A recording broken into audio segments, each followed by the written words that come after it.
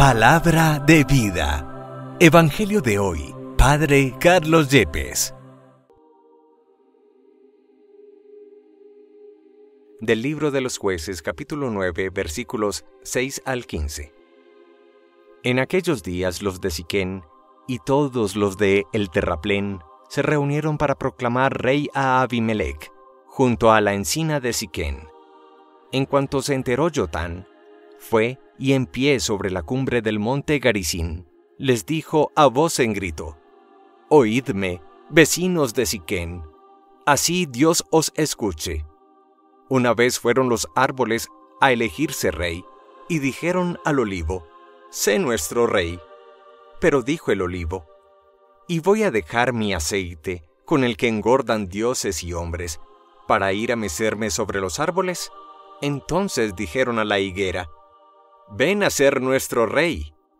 Pero dijo la higuera: «¿Y voy a dejar mi dulce fruto sabroso para ir a mecerme sobre los árboles?» Entonces dijeron a la vid: «Ven a ser nuestro rey». Pero dijo la vid: «¿Y voy a dejar mi mosto, que alegra a dioses y hombres, para ir a mecerme sobre los árboles?» Entonces dijeron todos a la zarza: «Ven a ser nuestro rey». Y les dijo la zarza: «Si de veras queréis ungirme rey vuestro, venid a cobijaros bajo mi sombra. Y si no, salga fuego de la zarza y devore a los cedros del Líbano». Palabra de Dios. Te alabamos, Señor. Salmo 21. Señor, el rey se alegra por tu fuerza. Señor, el rey se alegra por tu fuerza, y cuánto goza con tu victoria. Le has concedido el deseo de su corazón, no le has negado lo que pedían sus labios. Señor, el rey se alegra por tu fuerza. Te adelantaste a bendecirlo con el éxito, y has puesto en su cabeza una corona de oro fino. Te pidió vida y se la has concedido, años que se prolongan sin término. Señor, el rey se alegra por tu fuerza. Del Santo Evangelio según San Mateo, capítulo 20, versículos 1 al 16a. En aquel tiempo dijo Jesús a sus discípulos esta parábola: «El reino de los cielos se parece a un propietario que al amanecer salió a contratar jornaleros para su viña. Después de ajustarse con ellos en un denario por jornada, los mandó a la viña. Salió otra vez a media mañana. Vio a otros que estaban en la plaza sin trabajo y les dijo: «Id también vosotros a mi viña y os pagaré lo debido». Ellos fueron.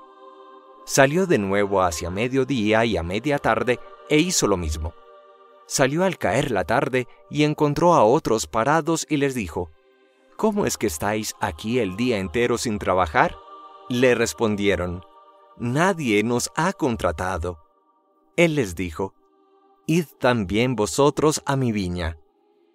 Cuando oscureció, el dueño dijo al capataz: «Llama a los jornaleros y págales el jornal, empezando por los últimos y acabando por los primeros». Vinieron los del atardecer y recibieron un denario cada uno. Cuando llegaron los primeros pensaban que recibirían más, pero ellos también recibieron un denario cada uno. Entonces se pusieron a protestar contra el amo: «Estos últimos han trabajado solo 1 hora y los has tratado igual que a nosotros, que hemos aguantado el peso del día y el bochorno». Él replicó a uno de ellos: «Amigo, no te hago ninguna injusticia. ¿No nos ajustamos en un denario? Toma lo tuyo y vete. Quiero darle a este último igual que a ti. ¿Es que no tengo libertad para hacer lo que quiera en mis asuntos? ¿O vas a tener tu envidia porque yo soy bueno? Así, los últimos serán los primeros, y los primeros los últimos». Palabra del Señor. Gloria a ti, Señor Jesús.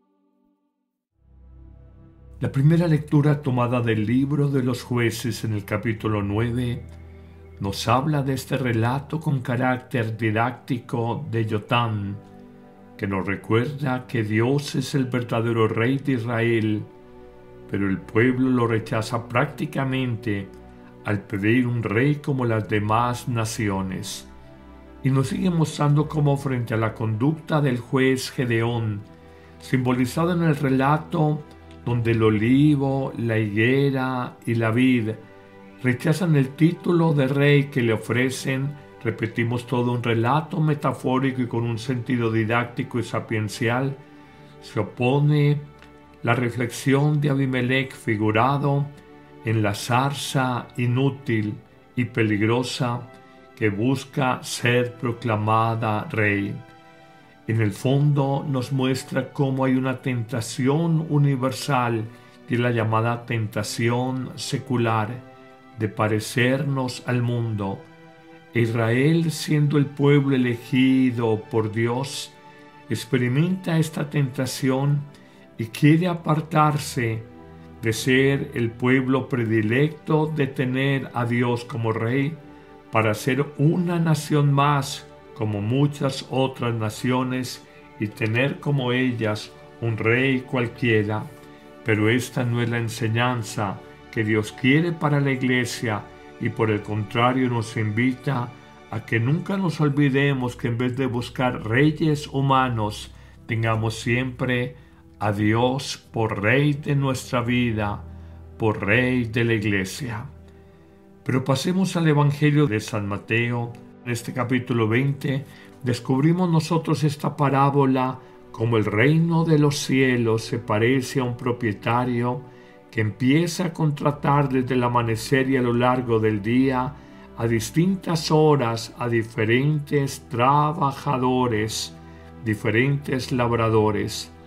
Al caer de la tarde y pagar el salario a cada uno, pensando los primeros que van a recibir mucho más, empiezan a recibir el salario los últimos, trabajando una sola hora de tiempo, y los que habían trabajado todo el día y soportado el calor y el bochorno del día, están convencidos que recibirán mucho más, pero el Señor que los ha contratado les dice: con ustedes me he ajustado en este salario, ¿por qué se incomodan si a este le quiero dar un poco más o el mismo salario por menor tiempo?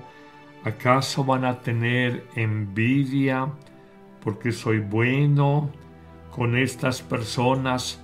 ¿Acaso no tengo libertad para obrar como quieren mis asuntos personales? Esto nos pone a nosotros a pensar cómo poquísimas veces Jesús utiliza en su vocabulario la palabra envidia. Detengámonos en ella y de entrada digamos que el diablo entró en el mundo por la puerta de la envidia. Fue Caín que mató a Abel, su hermano, por envidia. Fue José, hijo de Jacob, vendido a unos comerciantes madianitas por sus hermanos mayores por envidia. ¿Pero qué es la envidia?, nos preguntamos nosotros, y podríamos decir que es un sentimiento o estado mental de dolor, de desdicha, por no poseer uno mismo lo que otro tiene en bienes, en suerte, en cualidades, en belleza, en talentos, en inteligencia, en afecto y reconocimientos humanos. De alguna manera la envidia es la tristeza o el pesar por el bien ajeno, o la alegría por el mal y el fracaso del otro. Siempre es la emulación y el deseo de algo que no poseemos. Un pensador, Bertrand Russell, Premio Nobel de Literatura en 1950, decía que la envidia es una de las más potentes causas de infelicidad universal y es uno de los más desafortunados aspectos de la naturaleza humana, porque alimenta el deseo de producir y generar el mal para otros. Es que la verdad es que por lo general envidiamos a nuestros pares los que son como nosotros, por género, mujer con mujer, hombre con hombre, en edad joven con joven, adulto con adulto, en nivel social pobre con pobre, rico con pobre, en profesión médico con médico, ingeniero con ingeniero, sacerdote con sacerdote. Buscamos nuestros pares y aún es paradójico, pero resulta que aún superiores jerárquicos pueden tener envidia y celos de otro. ¿Pero de dónde surge este sentimiento cuando Jesús reclama a esos trabajadores de la primera hora del día que no tengan envidia porque ha pagado igual jornal a los trabajadores de la última hora del día? ¿De dónde surge este sentimiento en nosotros? Y podemos darnos varias explicaciones. La primera, tener sentimientos de inferioridad, baja autoestima por limitaciones físicas, intelectuales, deportivas, de talento, porque nos sentimos inferiores a los demás. Pero también somos envidiosos cuando en nosotros se alberga un sentimiento de infelicidad y pensamos que la vida es injusta, que nos ha dado menos oportunidades, que tenemos menos suerte, que a otros les ha ido mejor que a nosotros. También a veces surge la envidia en nuestro corazón porque no sabemos agradecer ni valorar las cosas buenas que Dios nos ha dado. Igualmente surge la envidia como una autojustificación de mi frustración personal, de mi fracaso propio, en el cual yo genero proyecciones sobre la persona envidiada y genero intriga contra ella, maledicencia, pero en el fondo es mi propia frustración o fracaso personal, afectivo, económico, laboral, profesional. Finalmente diré que la envidia está en el centro del mundo del pecado personal, porque hay un egocentrismo inconsciente que nos lleva a nosotros a ponernos en el centro de las familias, en el centro de la sociedad, en el centro de la vida. Y cuando descubrimos que no somos ese centro, no tenemos ese reconocimiento, surge envidia entre nosotros. ¿Cómo se activa la envidia? Te pregunto, y la respuesta es: busca desaparecer, busca desprestigiar, busca dañar por la calumnia, la difamación, la agresión psicológica, la zancadilla, el abuso de poder sobre la persona envidiada. Por eso es doloroso decir que en nuestro mundo la envidia se ha magnificado o amplificado en las redes sociales, donde buscamos la muerte moral, la muerte psicológica, la muerte emocional, la muerte social, la muerte afectiva sobre otra persona, que queremos que desaparezca del horizonte de nuestra vida por la vía del desprestigio, del daño a su reputación, de la agresión psicológica, del abuso de poder sobre esa persona. Pero bueno, avancemos en nuestra reflexión y preguntémonos cuáles son los caminos para superar la envidia, y te propondré varias alternativas. La primera: aprende a agradecer y a valorar todo lo que Dios te ha dado. No te pases tu vida comparándote con los demás, reclamando que la vida te ha dado menos que a otros en el amor, en la inteligencia, en la belleza, en la salud, en los negocios, en oportunidades. Nunca olvides que por rivalizar, por competir e imitar la vida de otros, se te olvida vivir tu propio proyecto de vida. Agradece y valora lo que Dios te ha dado, que si el otro tiene más talentos, tal vez tendrá cruces más grandes que las tuyas.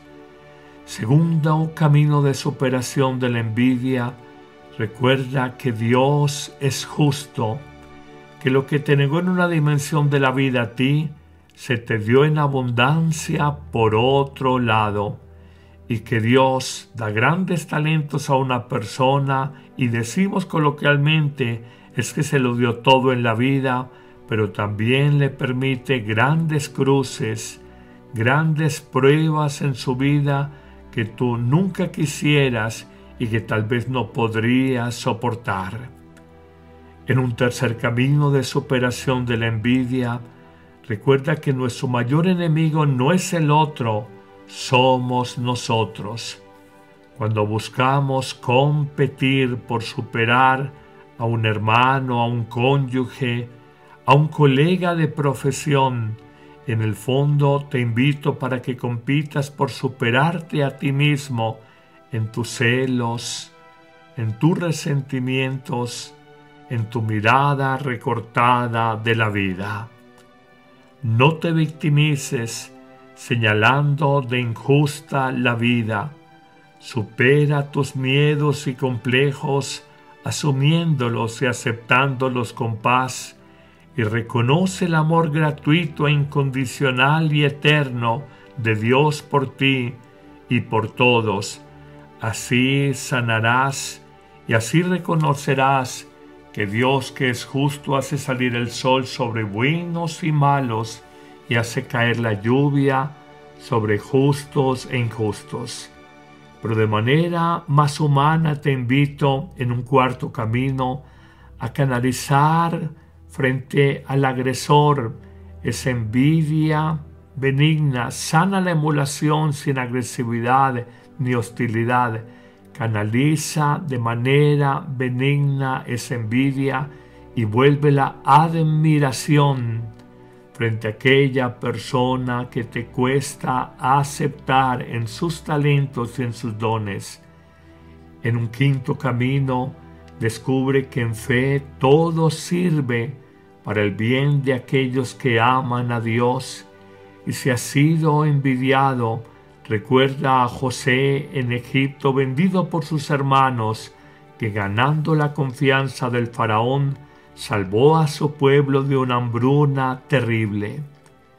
En un sexto camino, reconoce que Dios protege al hombre justo, y aunque sufra muchos males, al final de todos los libra, de manera que no te desesperes, no te angusties, cuando seas víctima de la maledicencia, los celos rabiosos, la envidia de otros. En un camino final te invito a amar al envidioso, así lo desarmas.